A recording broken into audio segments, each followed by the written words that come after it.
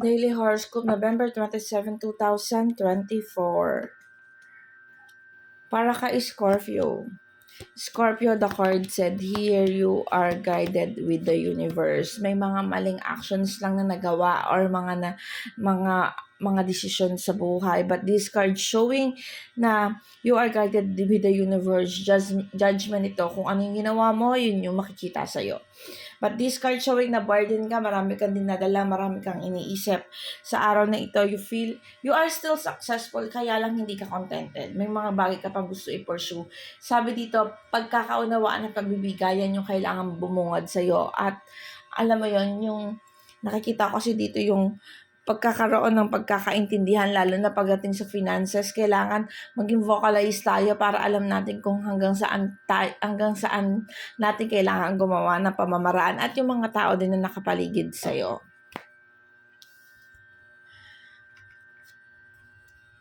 Libra.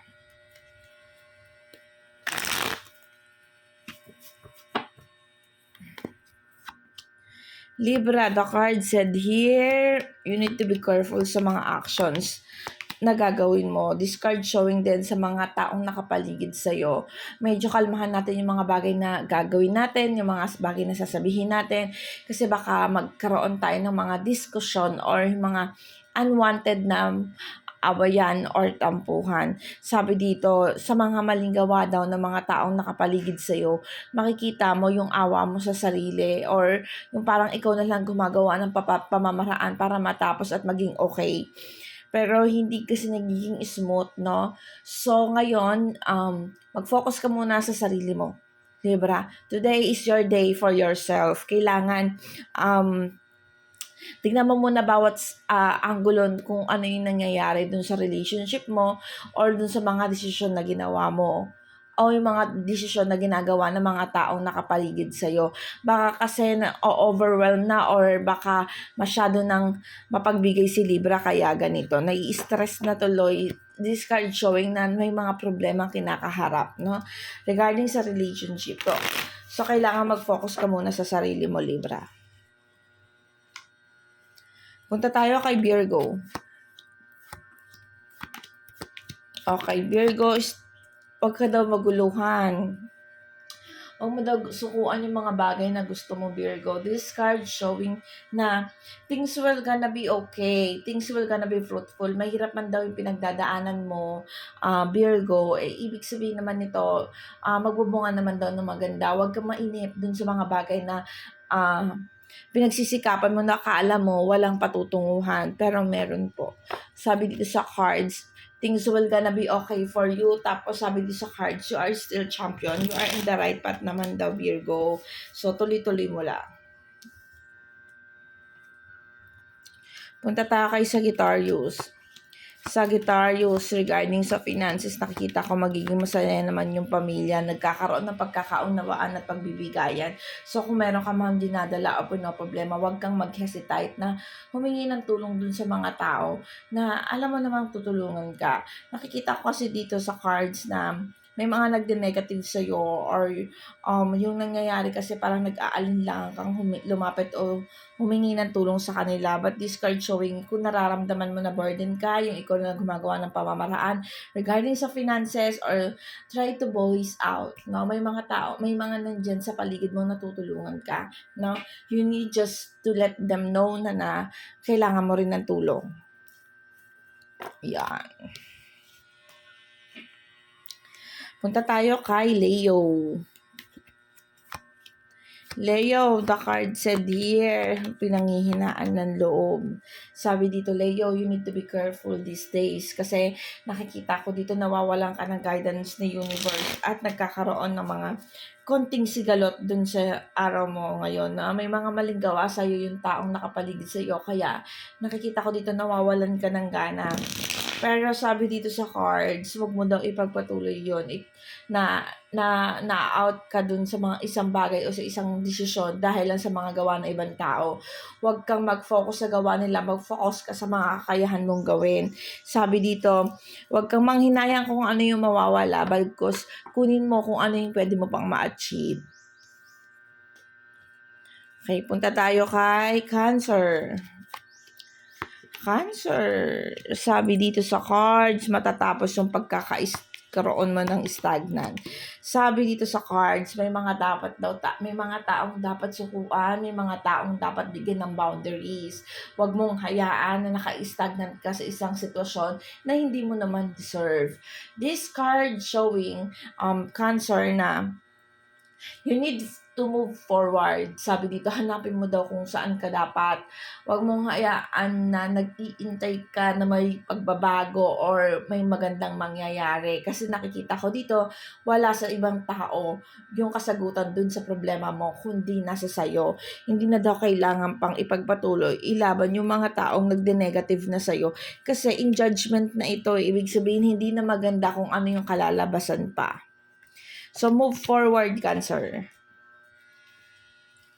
Punta tayo kay Gemini. Gemini,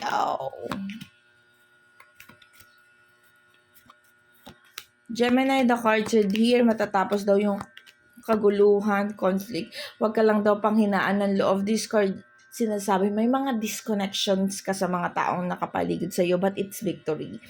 Hindi, kumbaga, huwag mong panghinayangan or huwag mong isipin na nawala sila dahil you are wrong or may mga something wrong, but this kind of disconnections is a gain for you, no? Mawawalan ka ng sakit ng ulo, kung yung mga bagay na pinanghihinaan ka kasi you need someone to comfort o mahalaga sa iyo yung mga taong nagkaroon ng disconnection sa iyo. This card showing this is just ina-align ka ng universe sa mga dapat mong gawin Ina-align ka ng universe sa mga karapat-dapat na mangyari sa buhay mo. At itong mga taong to, itong sitwasyon, itong taong na nandyan sa'yo, hindi ito yung meant for you. Aim kung anong meant for you kasi sa universe, mas bigas kung magbigay sila o mag-grant sila sa'yo ng isang pangyayari o yung mga tao, no? Ibig sabihin lang na to, Gemini, huwag kang matakot na mawala sila. Matatapos yung mga conflict, mawawalan ka ng mga stress at problema. Although, sabihin man na natin si Gemini kasi parang, may attachment problem, parang ganon. Yung parang, gusto nila laging, kung mahal nila yung tao, madali kasing magpatawad si Gemini. Kunyari, nasaktan yan, tapos nakaganti na, okay na yun. No? Pero this card showing Gemini na you need to think before you let them come in again kasi baka hindi na nila deserve.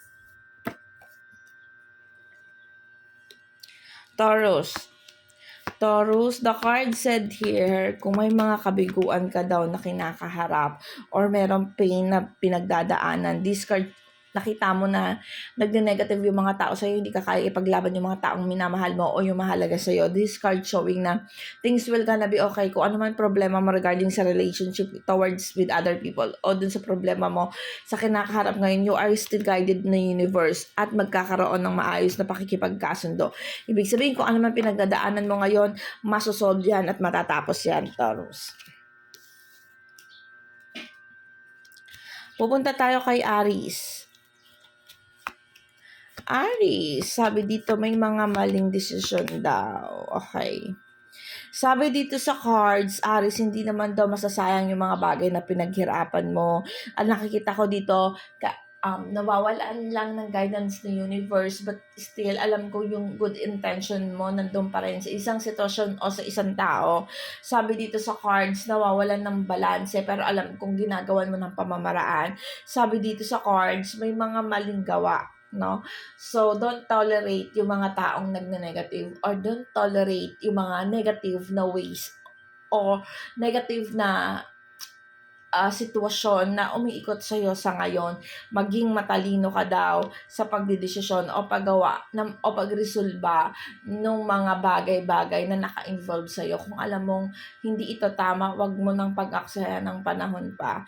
This card showing na sa iyo rin kasi babalik ito, no? Kahit na good intention ka, pero kung maling pamamaraan yung mga bagay na ginagawa mo para ma-achieve lang ito. This card showing na magkakaroon ka ng problema soon. So, kailangan you need to think twice bago mo gawin yung mga desisyon na gagawin mo. No? Yun nga, kahit good intention ka, kung maling pamamaraan din ang gagawin mo, it will come back to you, Aries.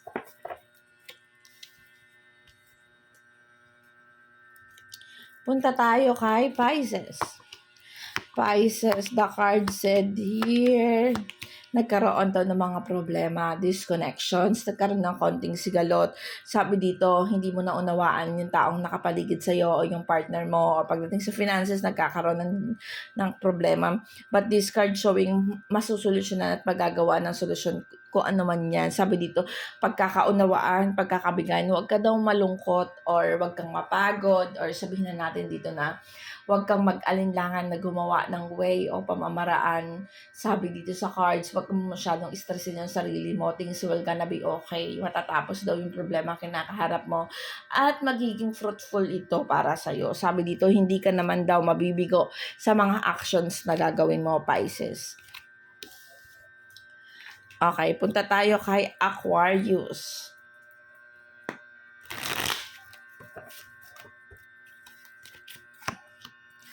Aquarius, sabi dito may nagne-negative. Okay.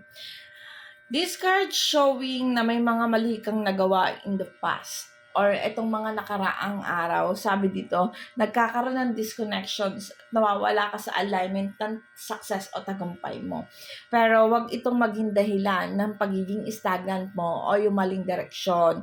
Sabi dito, you're still guided with the universe. You're still guided with the universe. Alam mo at nare-realize mo kung ano yung mga dapat mong gawin. Sana lang sa katuparan mo, you need to make an actions para dito.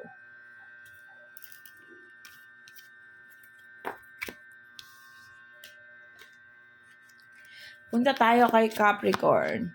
Capricorn, this card showing matatapos yung mga ongoing battle mo. Oh, injustice. Capricorn, this card showing kahit na ano yung mga bagay na mga ginagawa mo for good thing. Pero iba yung nagre-reflect dun sa mga taong nakapaligid sa'yo. So, kailangan, magkaroon ka ng divisions. Kailangan mong wag isalathala kung ano yung meron sa'yo sa ngayon. No? Kasi nakikita ko dito, may mga missed opportunities ka, may mga bagay na pinanghihinayangan ka kasi nakikita ko dito na hindi nakikipag-cooperate yung mga taong nakapaligid sa'yo. No?